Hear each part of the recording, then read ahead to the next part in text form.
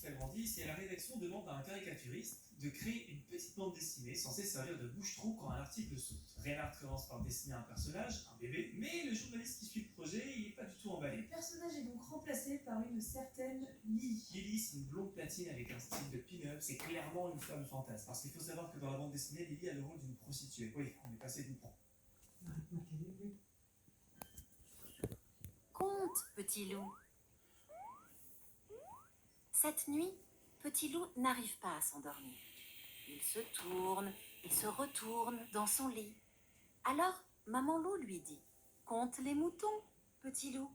Tu sais, les moutons qui gambadent dans le pré. 1, 2, 3, 4, 5, 6, 7, 8, et ainsi de suite. Tu verras, le sommeil viendra. Les yeux fermés, petit loup pense très fort aux moutons. Dans sa tête, il voit un grand troupeau, blanc comme le coton. Petit loup se met à compter. 1, 2, 3 moutons dans le pré. Soudain, un mouton aperçoit petit loup et crie: au loup! Au loup! Le troupeau s'éparpille.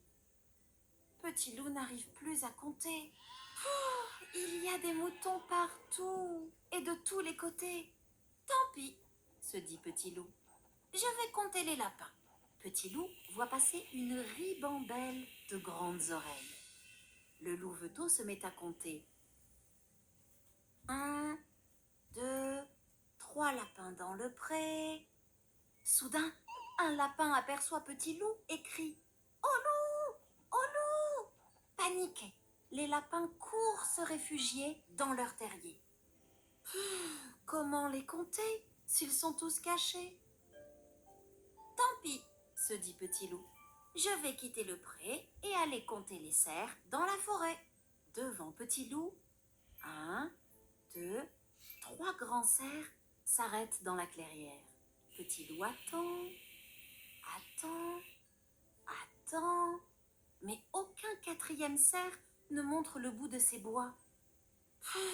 Compter et recompter jusqu'à 3, ça ne suffit vraiment pas pour faire venir le sommeil. Le louveteau lève les yeux au ciel. Et s'il comptait les oiseaux?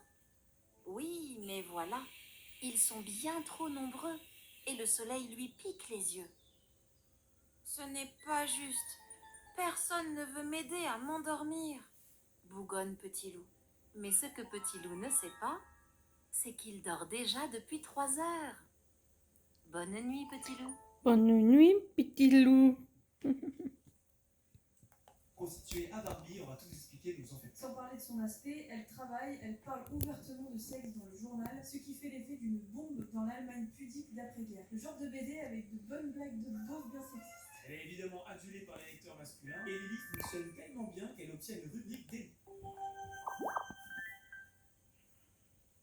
Tapator, le dinosaure. Tapator est un tyrannosaure. Et le tyrannosaure, c'est le plus fort des dinosaures. Tapator pense qu'il n'a jamais tort. Et ceux qui pensent le contraire préfèrent se taire. Sinon, Tapator entre dans une méga giga colère. Il tape du pied à faire trembler toutes les forêts du Crétacé. Il hurle et se roule par terre à réveiller tous les volcans de la Terre. Et surtout, Tapator, il mord. Alors, quand il a tort, personne n'ose le dire à Tapator. Tout le monde est d'accord pour lui dire qu'il a raison. Ce matin, à l'école, Tapator apprend à écrire le mot papa. Madame Saltazor a gravé les lettres P-A-P-A sur un rocher. Les écoliers s'appliquent à les copier sur leur tablette. Sauf le tyrannosaure qui n'en fait qu'à sa tête. Papa, selon lui, ça s'écrit P-I-P-I. Mais Papi. l'ennui, c'est que P-I-P-I, ça se lit pipi, pas papa. Dans 65 millions d'années, Papa s'écrira toujours avec 2 P et 2 A. C'est comme ça.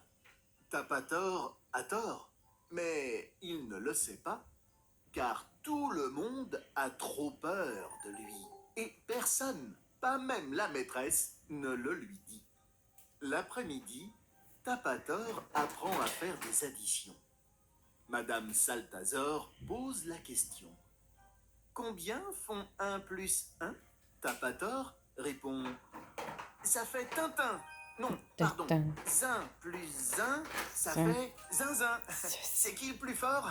C'est Tapator. Mais l'ennui, c'est que 1 plus 1, ça fera toujours 2. Ouais, Ni 2. Tintin, ni Zinzin. Et dans 65 millions d'années, le résultat n'aura pas changé. Tapator a tort, une fois encore. Mais il ne le sait pas. Et il ne le saura jamais, si même la maîtresse n'ose pas le corriger. Le soir, c'est l'heure du sport, la matière préférée de Tapator. À la course, le tyrannosaure arrive toujours premier. Madame Saltazor dit que lorsqu'on court, le plus important, c'est de regarder devant. Bien sûr, Tapator n'est pas d'accord. Il dit « Moi, je préfère regarder derrière, pour voir les autres qui n'arriveront jamais à me rattraper. » 1, 2, 3, partez! Youpi! Tapator est loin devant les autres dinosaures. Tivafor, le vélociraptor, suivi de Casque d'Or, le pachycéphalosaure, suivi de Météore, l'oviraptor, suivi de Poulidor, l'ankylosaure. Tous sont loin derrière le tyrannosaure.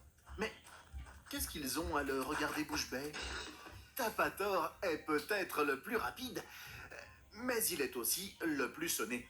Le tyrannosaure est de loin le grand gagnant de la course et de la plus belle bosse du Crétacé. Aïe! S'il avait écouté la maîtresse et regardé devant lui, le tyrannosaure n'aurait pas foncé droit sur un méga, giga séquoia. Sous le choc, Tapator se dit que finalement, les autres n'ont peut-être pas toujours tort. Et cette fois encore, il a raison. Dit à son personnage face au succès de Lily, Bill va encore plus loin et lance en 1953 une poupée à son effigie. Et attention, c'est pas un jouet pour enfants. Non, non, non, non. Elle est commercialisée comme une mascotte du journal et la fabrication est confiée à 2 frères, les frères Hauser. Et retenez bien leur nom parce qu'on va en avoir besoin un peu plus tard dans l'histoire, ça fait partie du gros rebondissement. Bref, cette histoire de plagiat, enfin. Les frères Hauser qui ont été figurines, c'est pour ça que Bill va demander de faire la fabrication de Mise en vente dans un tube en plastique, accompagné d'un exemplaire du journal Bill. On la voit qui porte des tenues variées avec plusieurs accessoires. Elle est en plus sur 2 salles différentes. Bref, régulier le fait qu'on amène en quête de divertissement et de légèreté dans l'après-guerre. On va ouvrir la porte. Messieurs, J'ai dû la refermer, putain, c'était trempé. Oh, bah ouais, c'est chaud que ça peut. Ouais, t'as même pas prévu un petit truc au côté de lui. Bah ouais, c'est bon. Je peux pas ouvrir la porte comme tout.